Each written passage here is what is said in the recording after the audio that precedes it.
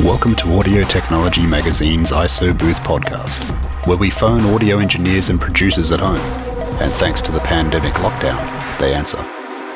Hey everybody, thanks again for joining us for another ISO Booth podcast. Today I've got Kenneth Pooch Van Druten on the line, live sound, front of house legend. So welcome, Pooch. Thank you. Thanks very much. It's great to be here. Does anybody still call you Kenneth? My wife. Wife? When she's mad at me, she'll say, "God," start screaming at me. But she does introduce herself to other people in the industry as Mrs. Pooch, which I think is hilarious. But yeah, no, I mean, most people just call me Pooch these days.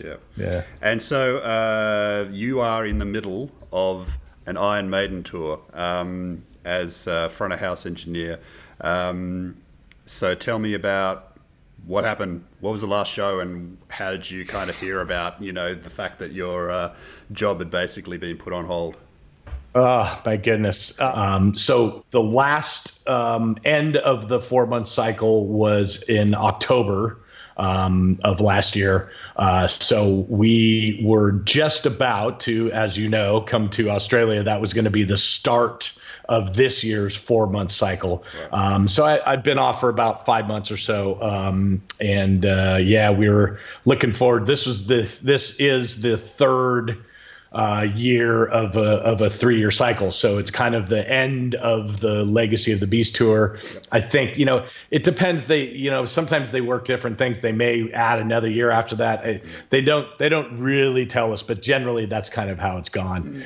Everything is so much up in the air right now. Yeah. Nobody really knows, but that's kind of where we're at right now. I own a SD7 Quantum, which I love, but it's a lot like owning a Ferrari. It costs you $100,000 to have the oil changed. You know what I mean? there's always something that costs more money. So your profit is not much. But when you own your own gear, you know what you're getting every day. You're intimately familiar with it, and therefore the sell to an artist or to management is that I'm bringing you gear that I have intimate knowledge with. Why wouldn't you like what I do? Why wouldn't you want to use the gear that I use? So what are you renting off Clare Brothers? What's your PA? I love their new Cohesion series. So the Cohesion 12-inch and the 10-inch is what we've been using. And we've had great success with it all over the world. Travel with it all over the world.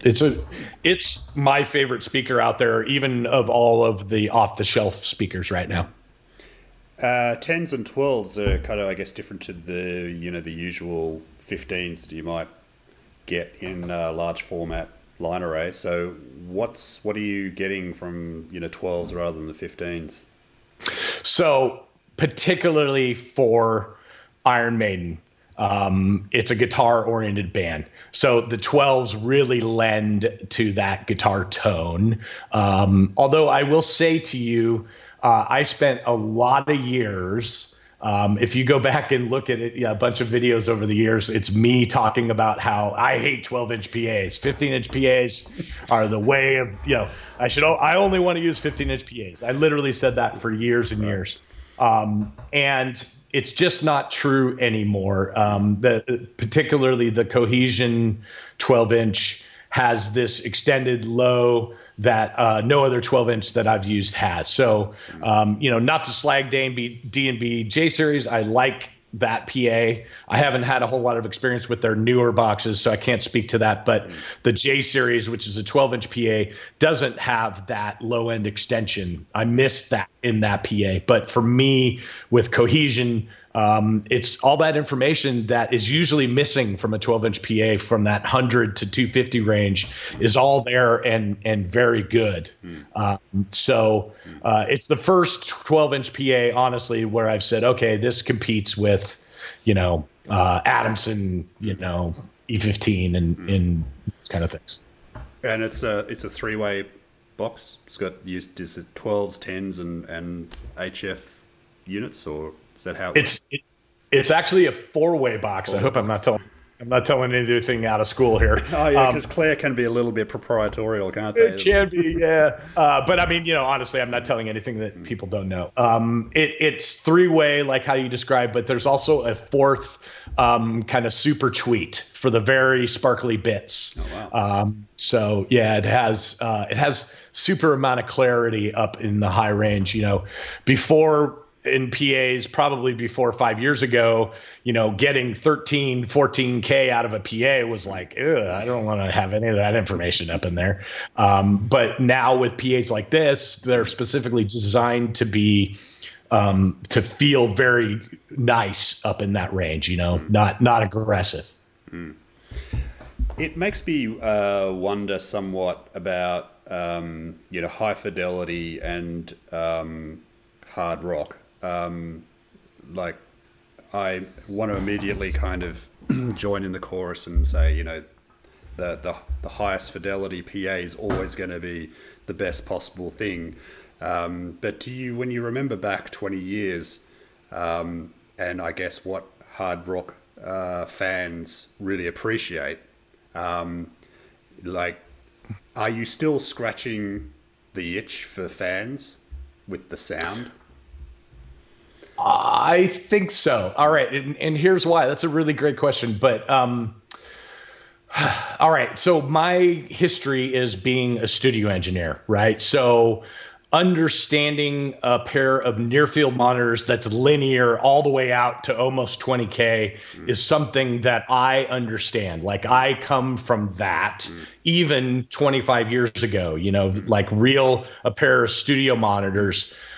So when I first started out, PAs were foreign to me. I mean, literally, when we were high-fiving because you could hear a vocal, that was completely foreign to me. Like, I was like, so it's almost come full circle for me in the sense that PA technology is so good now that it really is like having a pair of near fields, right? And I prefer a PA to be linear all the way out, and let me mess with that in my desk, because that makes sense to me in regards to being a studio guy.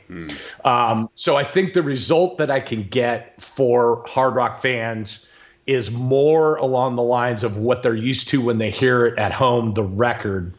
My goal is always record quality with impact, right? So you want that record quality, you want what they're used to, but you also want maybe a little bit more low end to try to, give them some impact, make the kick drum be felt in their chest, that kind of thing. But I've always shot for that. I've always shot for that fidelity. And prior to, I'd say 5 years ago, speaker technology wasn't letting me do that. So nowadays, I feel way more comfortable in what's happening with speaker technology. And I think that the fans are getting a better result for that, certainly for coverage. In the last 5 years, having the ability to get every seat in the house is now a reality, right? And I'll tell you what, one of the main reasons that I got into live sound, or one of the reasons that drives me to this day, is when I was a teenager, I cut lawns all summer long, making like 25 cents a lawn. So I worked all summer to go to a Van Halen show. And I went to the show, and all I could afford, even though I worked all summer, was a nosebleed seat all the way in the top of an arena. And it was the worst sounding thing that I had ever heard. And that has stuck with me as a sound professional. I have always been like, for years, it stuck with me. As a kid, I was like, man, I worked my ass off for, all summer to go see him, and I couldn't even hear David Lee Roth, Yep. And so it's something that drives me, and it's super important for me. And I now feel like we're there now, which is amazing that we have this technology where that guy that's paying the $50 seat is getting the same show as the $500 seat. Yep. So I know there's a long answer to all of that, but I like the answer, and without kind of whipping the horse too much, because you are in a reasonably privileged position of having worked on, you know, huge kind of arrays of trap boxes, and you've also gone through the whole transition and, you know, started working, I'm guessing, on VDOS at some point, and then making your kind of picking your favorite as far as the best line source that, you know, flavor that you like. So that's an interesting perspective. And I'm just sort of thinking back to, you know, like 20 years ago, coverage was way worse. It was lumpy, and you had those sort of terrible experiences, but it wasn't all bad. You know, it was like, no, especially for those hard rock guys that, you know, you could, you know, concussively experience the sound. I totally agree. I mixed on Shoko Prism for a lot of years, and it's a front-loaded JBL trap box. It was kind of a line array too, but it was front-loaded JBL component box. And I'll tell you what, I had some of the best shows in my life I've had on those boxes because of what you described. The impact, there's something about that and that flavor that some of this clarity and this smaller line array box doesn't have. So I absolutely agree with you. And then now, obviously, with it, the changing kind of flavors with rock and roll, and some of the really hard stuff is extremely technical, isn't it? And there's so much detail, and you've got and a modern line array would be the only thing to cut it, really, as far as getting separation in the mix and being able to hear everything. And the kids at home, when they're listening to that, they want to experience all those little lines that they're hearing. But that's very different to kind of a big wall of guitars and bass, isn't it? So I guess it is horses for courses, but it's fascinating. It is, isn't it? I think along with that, you know, you got to realize that speaker technology in our world, in the pro world, has come leaps and bounds, but also the home world has. So what people come to expect at home is even more like hyped. Like you listen to a Bose system, which is what a lot of people have at home. I mean, the crispy bits that are in a Bose system are just like, what is going on? Like, you know, this is so like overhyped and not, you know, the low end is all set up to be, you know, centered for rap music and, Anyway, I think what people come to expect at a show has changed in the sense of, they would go to a show when I was mixing a Shoko Prism box, and they were expecting that kind of no sparkly bits, lots of impact, really loud, kind of thing, because maybe at home their boxes weren't that either. So I think it's a combination of all that. Sure. Yeah, that's and it's interesting. It must be almost bigger change for the band, which has lived through all of that. And I know this is not necessarily your bag, but like on stage, going from having, you know, a million sort of 15-inch foldback speakers and absolute insane walls of side fill, like, and the drummer would potentially, you know, have the equivalent of a club PA around him. Like, I'm presuming that Iron Maiden don't do that anymore. Well, you know what's funny is that Iron Maiden is one of those bands that's been around. You know, they've been around for 44 years now. They know what they like. So, for instance, side fills are still TMS3s. They've been there. I don't know how long they've been there. All I know is that, for instance, we cracked open a TMS3 on this last run because we had to replace a speaker. And the sticker on the back of one of the components says last serviced 1982. So can you imagine, mate, if you had bought If you had bought 40 TMS3s 40 years ago and rented that to the band instead of your Pachinko console, Oh my talk about goodness. return on investment. Talk about return. I know. Yeah, exactly. Well, I think long ago, of course, they had to buy them eventually because no one was making them or renting them anymore. Yeah. But I know that they do have just a wall of them for replacement parts. There's pieces of them everywhere. So they like that sound. Yeah.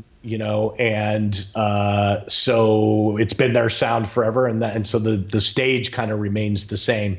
But I will tell you that it is definitely not the loudest stage, and I think it's always been that. But I've worked for a lot of other bands where the stage was much, much louder.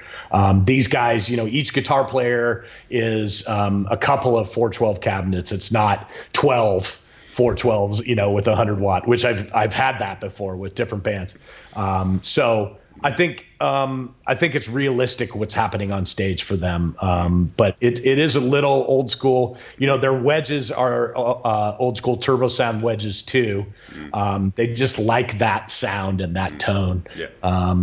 So yeah. Yeah. Just a cup. It's a British thing, isn't it? It's yeah. They have a tone that they like and they don't want to change it, and I don't blame them. Yeah. Sure. So you're getting a vocal sound with quite a lot of competition, which is a skill in itself, and not a skill that some engineers have to contend with now with quieter stages. So you're really working quite hard to get a good quality vocal that sits well in the mix. Like, do you want to talk to me about how you're doing that? Sure. Iron Maiden specifically is, I'm blessed in, Bruce Dickinson is probably, he is in the top 3 singers for sure that I've worked with. And keep in mind that in that list is Whitney Houston. So, she's by far the best vocalist that I've ever worked for. Sure. But he's right up in there. He's a classically trained, I don't know if he's trained, but he has that vibe about him. He knows his body very well. He warms up like he should. We often will have conversations about, he'll ask me about the night before, like in that one section, I felt like I was singing from my chest and not from my throat. He's very in tune with his body. Sure. And luckily he's one of those singers that really gives it. You don't have to worry about not getting an input out of his vocals. So I would say probably you could put any microphone in front of that guy and it would sound pretty good. Yeah. But what works best after trying a few different things is just your standard, 58, Beta 58 on him sounds amazing. I think it's, a 58 has always been there for him. He knows how the capsule works as far as pulling away and mic technique. Honestly, it's not that hard in this band to keep a vocal over the top, even with that loud of a stage volume. I use a fair amount of multi-band compression, for instance, because he uses different parts of his body, different parts of songs when he's singing lower have maybe, more 100, 250 in it versus other parts where he's really screaming kind of has a lot of that, 3K, 4K information. So having a multi-band compressor in there kind of reining all that in really helps a lot. I use a Wave C6. And other than that, there's some overall compression that is also a plug-in, like an LA2A kind of compressor. But it's pretty standard old school rock and roll. I'm not having to do, I've worked definitely with some artists where it was scary. Like how am I going to get this person over the top? of what's happening. But I'm not really having to use those tools so much for him. Sure. Cool. It was a while ago that we last talked. You were in Australia on a Linkin Park show, and you may recall it because it was the show where the lead singer busted his wrist jumping off the drum riser. Do you remember that? I do very much. Yeah, Chester. What was the upshot of all that? My goodness, that guy had hurt himself. He's no longer with us, unfortunately, and it was a horrible loss. He was a good friend. Yeah, yeah. But he was that guy in that band particularly that just gave 110% and was running around the entire show, jumping off of things.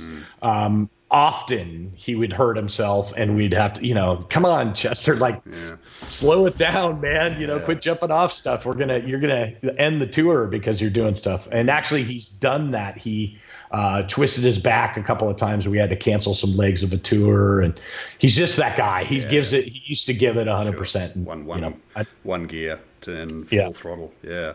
And I miss him very much. Yeah, no, I'm sorry about that. It was a bit insensitive. I did sort of. No, not at all. I'm sorry about that. No, not at all. It's a horrible thing, but I think that it's something that we should talk about his legacy. He was a great singer. Yeah. No, it was a really impressive show as well. And I do recall that you were spending a lot of time during that tour recording shows and then doing some post-production to those recordings. You were, and then you were making those shows available to fans, like this kind of virtuous circle of feeding back to the fans. That was a pretty intense period. Sure was. We did that for about, I worked for Linkin Park for 12 plus years. And we did that for about 3 years straight.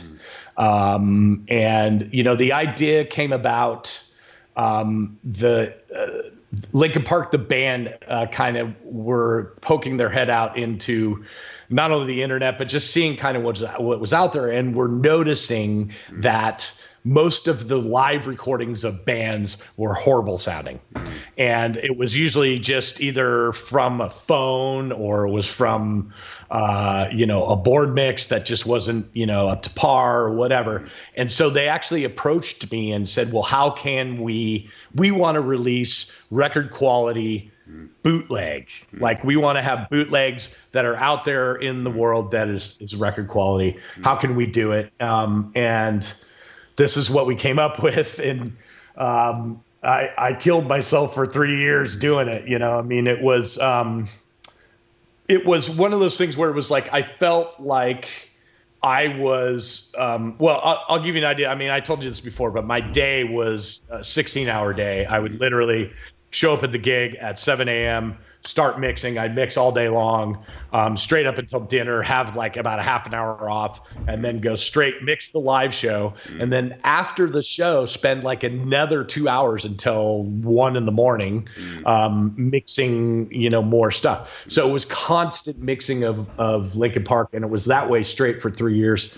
I got really burnt out on it. And I think the end of it was them seeing me getting burnt out, and we're like, okay, we need to, kind of back off on this. So I think that's why it went away. But I'm very, very proud of all of the stuff that's out there. It still kind of circulates in the world of bootlegs. And, I think I can't remember exactly, but there's, upwards of 100 shows out there that are ones that I mixed over that 3-year period, And where are we now with that? Like, where do you get any requests from artists that you work with to do something, maybe not quite so intense, but to be able to provide fans live show mixes? Almost always artists will ask me now, usually at the end of a tour, hey, we're thinking about putting out something live. Can you remix some of the tracks that you've recorded over the tour? Yeah. So it's become, for live sound engineers, it's become kind of a second revenue stream as well. I just mixed a Michael McDonald thing that just got released because I did a tour with him, and he's amazing. Have you ever gone and seen the Michael McDonald show? Not yet. Yeah. Oh my goodness, he's amazing. So that just got released, just came out on YouTube yesterday, I think. So yeah, it's something that luckily I get to do for sure. So what, describe to me a perfect live show mix? Is there one? I don't know if there is a perfect. Because you would go through like how many sessions and I guess how do you pick and choose kind of, well, that was like the perfect vocal take for that song at that show, and then I'm going to take that and I'm going to use this other track from the drums from Toronto and the guitars from Sydney, and is that literally how it happens, or? It does for stuff that you're mixing afterwards, like that Linkin Park stuff. I didn't replace any of that stuff. That was all totally. Like live. Yeah. They wanted it to be a bootleg, mistakes and all. Yeah. There was a couple of times in those 100 shows where I replaced something because it was just so like it was a piece of gear that broke or something, and I replaced it. And what's funny is I got totally busted doing it. Like there was guys on Linkin Park fans that posted side by side things of this is how it was at the show with a phone, and then this is anyway. But yes, so like afterwards when you're going to make a record, there are definitely, you kind of page through a bunch of different shows and try to find the best performances. I try, like, generally an artist will say, hey, I thought this particular song on this night in Los Angeles was our best performance. So I start there, and I usually use as much as I can of that. But there are sometimes where I'll pull in, edit in sections that come from another show or whatever. It depends on the artist, though. Like Michael McDonald is like, he pretty much just mix it like Linkin Park, because all of his musicians are amazing, and you don't have to do any of that. Yeah. And is our old friends, Bleed, and is that an issue when you're mixing live shows? Like, do you or can you kind of pick and choose your nights without getting too concerned about, I don't know, the fact that there's, that another show's drums coming down the vocal mic or something? I don't know. Totally. There are definitely times where, especially fixing a vocal, because it's the loudest thing in any mix. If they happen to be singing in a different place on the stage, and you replace just a section of that, you can actually perceive a noticed shift in that piece that you replace. And that is because of the ambience that's happening, outside. So you have to be careful of that. But generally these days, with such tight patterned microphones that we're using live, almost all of our microphones are super hypercardioid, and so it's less and less of a problem than it used to be. Yep. And how much crowd ambience is more always better? The band and management will always want more than what you want to do. Okay. Because when you're making a live record, they want it to feel like you're there. They want it to feel live. But when the more ambience that you add, the more kind of washy your mix becomes. And there is generally always a battle there between an engineer and management or band. Where's the best place to put ambient mics, crowd mics? I like as many options as possible. So I will definitely, my kind of go-to nowadays is shotgun, large diaphragm on either side of the stage, shotgun pointing up into the crowd.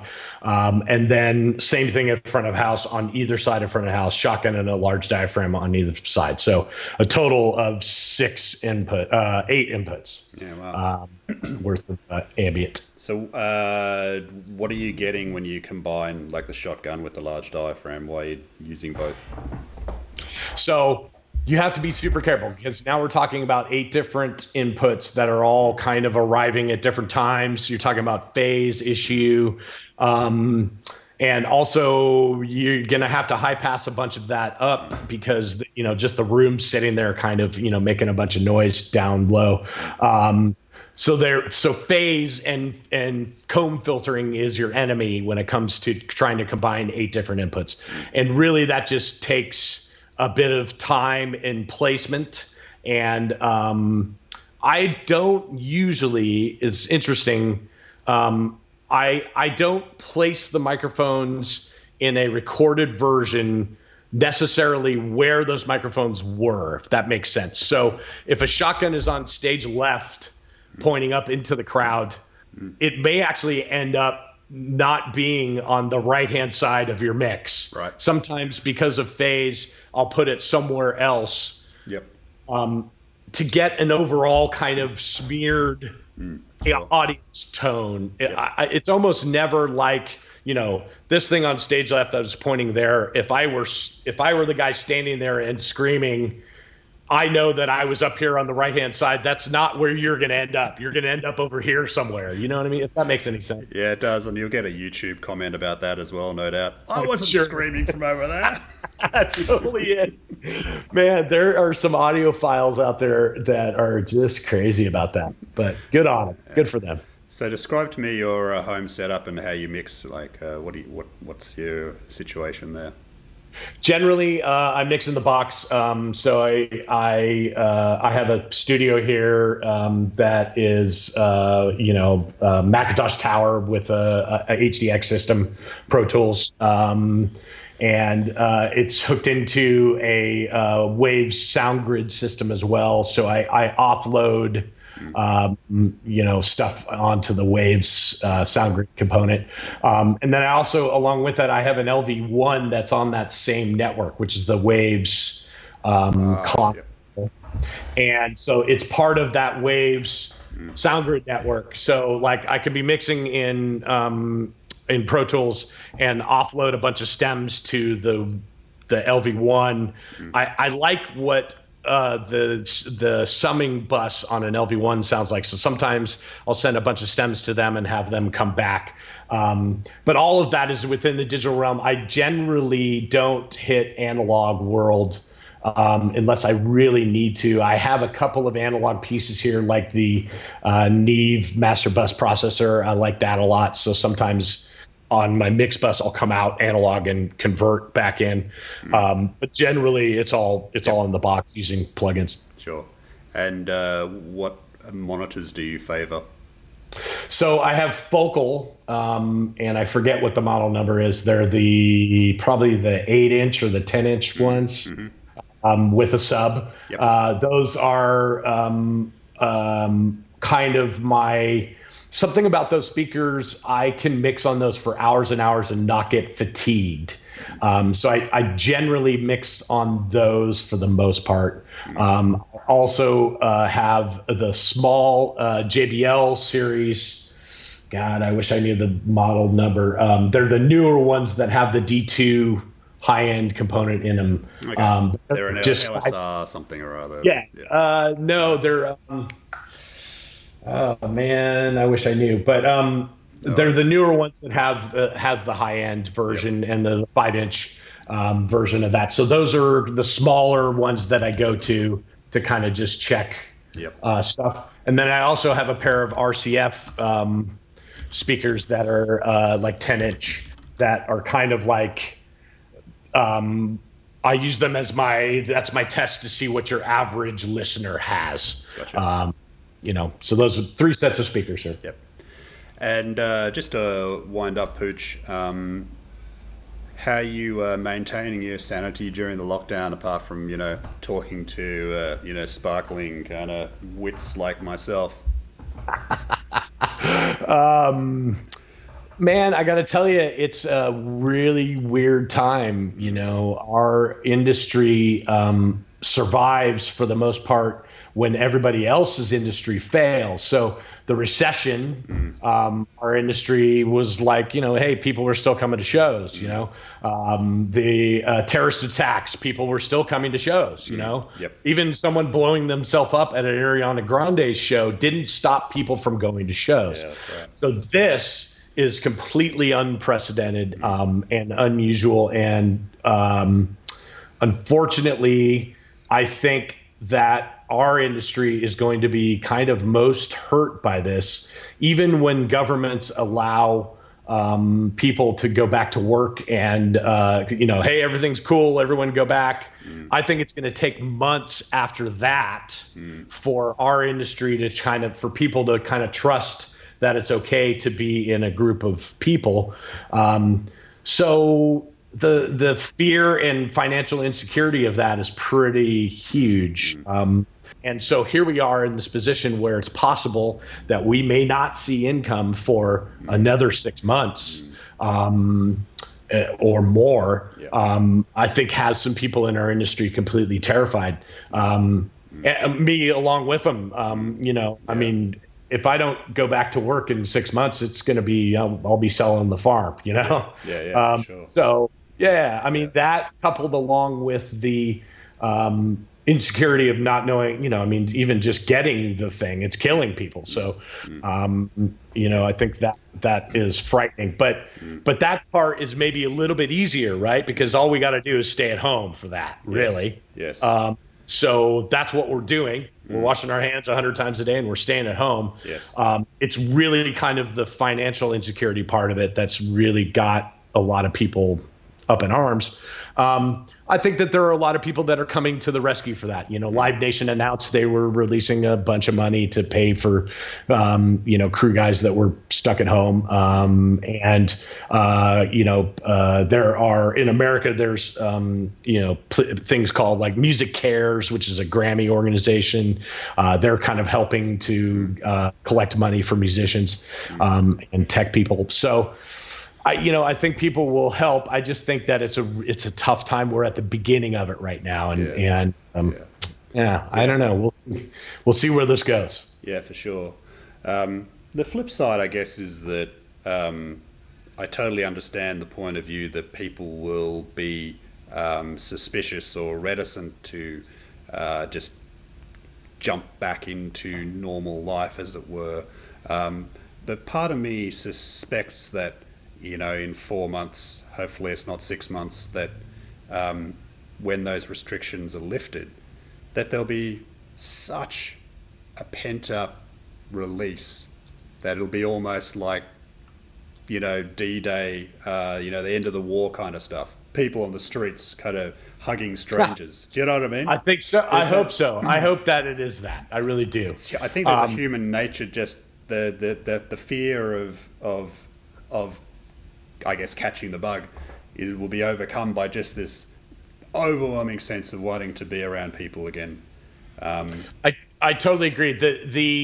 The other factor that maybe we're not thinking about, I'm sounding like I'm the guy who's the, glass half empty guy, but, and I hate being that guy, but I look at this and I say, okay, they've canceled sporting events. They've canceled all of these things that we all share buildings with.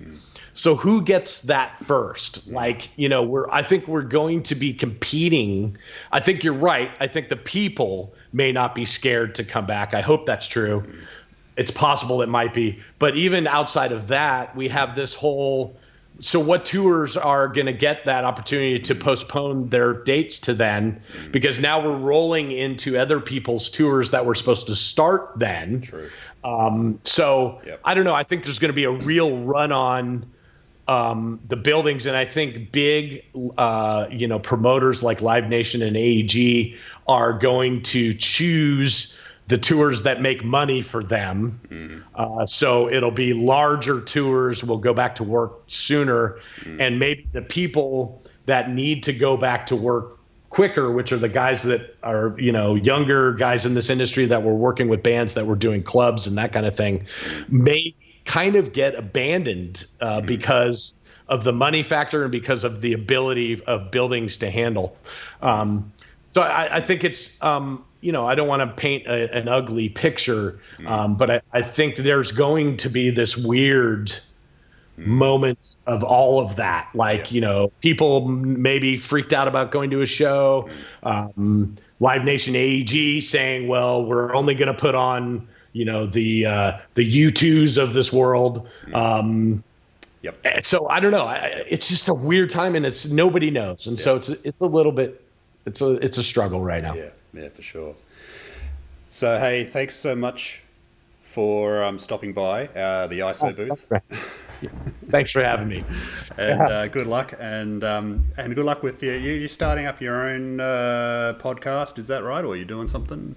YouTube channel, yeah. So, come on, we're all stuck at home, and I just can't sit around. So I've been kind of shooting a bunch of videos and putting them up and just sharing them for free. So yeah, you can go to my YouTube channel. It's Pooch Sound Engineer. You just search that on YouTube and you'll find me. On Instagram, I'm at FOH_engineer_Pooch. And then Facebook is Front House Engineer Pooch. So that's me. That's great. So after you like this video and follow this channel, go and check out Pooch's and do the same thing. Nice. Thanks, mate. Take it easy. Subscribe. All right, man. Thanks very much.